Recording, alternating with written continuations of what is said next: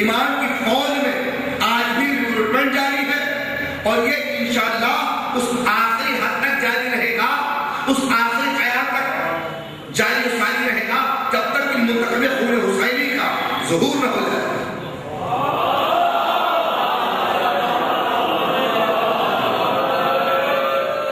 میں چاہتا ہوں کہ آج کی مجلس ذرا سا ہٹ کے ٹریڈیشنل بہت سے فریمز ہیں، صلوات محمد علیہ،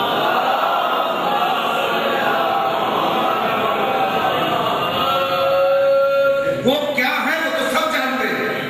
ارے ہم بھی تو کچھ ہوں، ہم بھی اگر انہیں کہتے ہیں ہمارا آقا ہے تو غلام کا یہ فریضہ ہے کہ آقا کے قدموں کے نشان میں چلنے کی کوشش تو کرے۔ ان کے قدموں کے نشان جو دھول ہے وہ ہمارے لیے سرمہ نظر نظر ہے، وہ دستیاب کہاں ہے، کسے حاصل ہے یہ؟ بس اگر ہم حسینی بن جائیں اور حسینی بننے کی کوشش کر لیں، یہ دنیا چند روزہ ہے یہ یقین ہو جائے، اور اس فوج میں ایمان کی بھرتی ہونے کے لیے، داخل ہونے کے لیے صرف ایک کوالیفیکیشن رکھی گئی ہے، بس اونلی سنگل کوالیفیکیشن۔ وہ کیا ہے؟ کہ جو اللہ سے ڈرتا ہے وہ کسی سے نہیں ڈرتا، جو اللہ سے ڈرتا ہے وہ کسی سے نہیں ڈرتا۔ میں وہ روایتیں پڑھنے کا عادی نہیں ہوں جس میں معصوم کی شان میں گستاخی نظر آئے۔ میں نے آج تک منبر سے ایسی روایتیں نہیں پڑھی، میں بہت قائل آدمی نہیں ہوں، میں بہت علامہ ہوں، ٹھیک ہے، موجود ہے روایتیں، ہمیں نہیں پسند ہے، نہیں پڑھتے۔ ایک وہ روایت کبھی نہیں پڑھی آج تک کہ جناب زینب کبریٰ کے لاڈلوں نے علم کے لیے ضد کی ہو، یہ توہین شیر مادر۔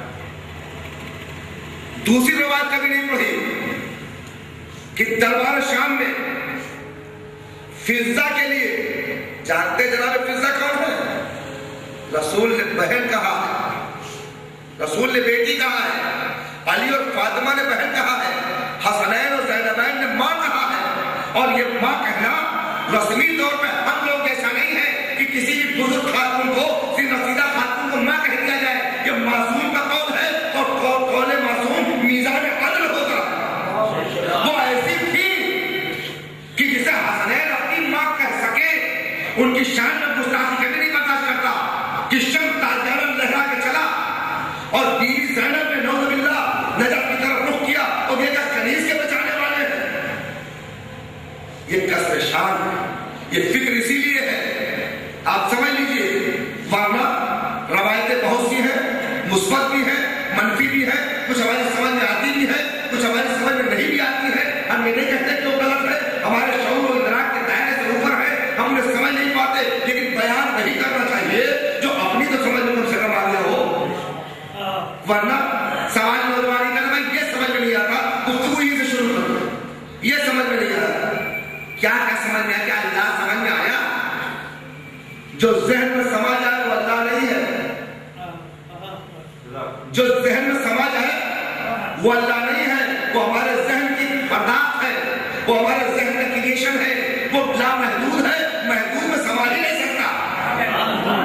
اور اسی لیے ائمہ نے فرمایا کہ دیکھو ہماری حقیقت میں بہت زیادہ اندر تک گھسنے کی کوشش نہ کرنا، ورنہ گمراہ ہو جاؤ گے، سمجھ نہیں پاؤ گے۔ اور یہ فرمایا دو چیزیں بتائی، ایک تو مولانا کا خطبہ جس پہ اکثر پڑھے لکھے لوگ اعتراض کرتے یہ کیسے ممکن ہے، انا الاول انا الاخر انا الظاہر انا الباطن انا الرازق انا الخالق، میں خالق ہوں، میں رازق ہوں، میں اول ہوں، میں آخر ہوں، میں ظاہر ہوں، میں باطن ہوں۔ یہ سمجھ میں نہیں آتا، کیسے سمجھ میں آئے؟ یہ سمجھ میں تب آئے گا جب دل میں طہارت ہو۔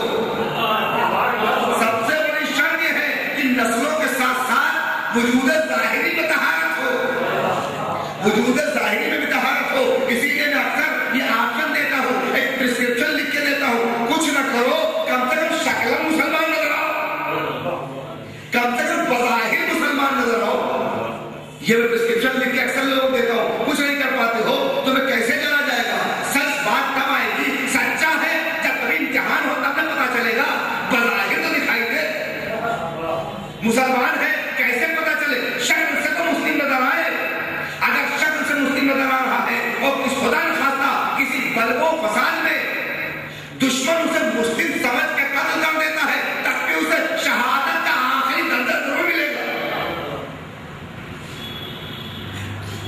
2 منزلیں، یہ سمجھ میں نہیں آتا صاحب، سمجھ میں نہیں آتا. کیا کیا سمجھ میں آ گیا وہی بتائیے آپ، اسی پہ گفتگو کی جائے. دعائیں قبول نہیں ہوتی تو اس کے لیے 2 توجیحات. ایک تو جس طرح سے آپ نے سنا کہ پلین کاٹمانڈو سے چلا اور چلا گیا قندھار، اپنے ٹارگیٹ پہ نہیں پہنچ پایا، اپنی منزل سے نہیں پہنچ پایا. کیوں؟ کیونکہ وہ فضا میں ہی ہائی جیک ہو گیا. ایسی ہی دعائیں بھی ہوتی ہیں جو فضا میں ہائی جیک ہو جاتی ہیں. کیوں؟ یہ کیسے آپ نے کہہ دیا؟ آپ کے پاس کیا دلیل ہے؟ کہا دعائیں سنتے ہیں، دعائیں سنتے ہیں. مولا کی کیا فرماتے ہیں؟ اللہم اغفر لی الذنوب التي تحبس الدعاء. پالنے والے ہمارے ان گناہوں کو بخش دے جن کی وجہ سے ہماری دعائیں تیرے حضور تک پہنچ نہیں پاتی ہیں. دعائیں ہم کر رہے ہیں مگر فضا سے ہی ہائی جیک ہو جا رہی ہے. ارے جہاں جانا چاہیے وہاں پہنچ ہی نہیں رہی ہے تو مستجاب کیسے ہو؟ مستجاب کیسے ہو؟ جن کے پاس اپلیکیشن دے رہے ہیں وہاں تک جب پہنچ ہی نہیں رہی ہے تو اس کا اثر کیسا ہو؟ امام محمد باقر علیہ السلام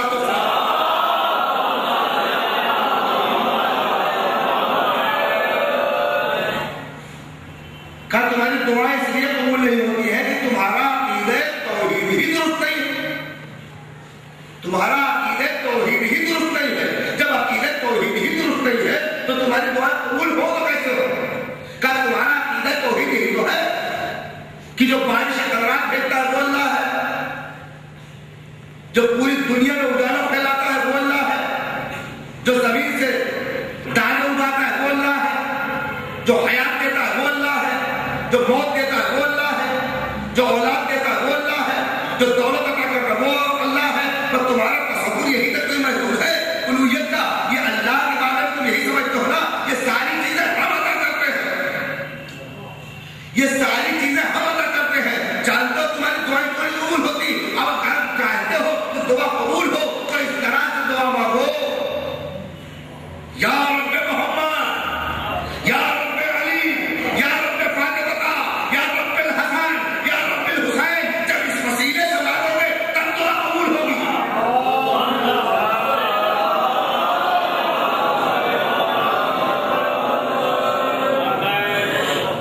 آج کہانیاں کہہ کے ٹالا جاتا ہے. آج ہماری خواتین بھی لفظ کہانی کہہ کے ٹال دے رہی ہیں ٹی وی کی اس بہترین سیرت کے آئیں گے اور اسے ہلکا کر کے پیش کیا جا رہا ہے. لفظ کہانی اسے کہا جا رہا ہے.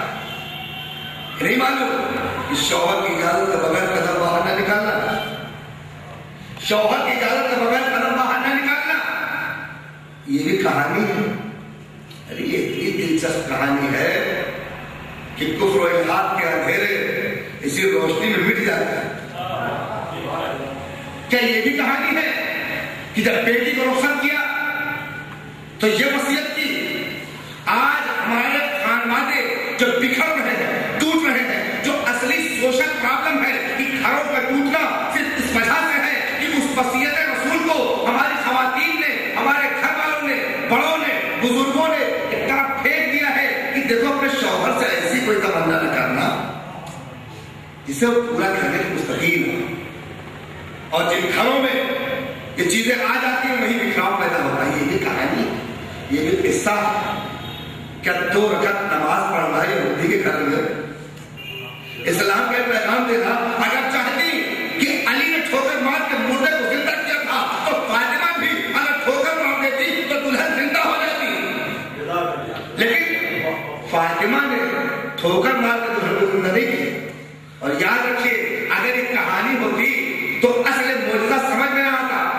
زندگی عطا کر دینا کمال فاطمہ نہیں ہے. اگر دلہن زندہ ہو جاتی، اٹھ کے بیٹھ جاتی، تب کلمہ پڑھتی. لیکن نہیں، زندگی عطا ہوتی رہی، درجہ بدرجہ کلمہ پڑھتے ہوئے زندہ ہوا. یعنی کہ فاطمہ کی دعا صرف یہ اوپر جسم کا اثر نہیں کرتی، روح کی گہرائیوں تک پہنچ جاتی ہے اور اس روح کی گہرائیوں سے مردہ کو حیات عطا کرتی ہے.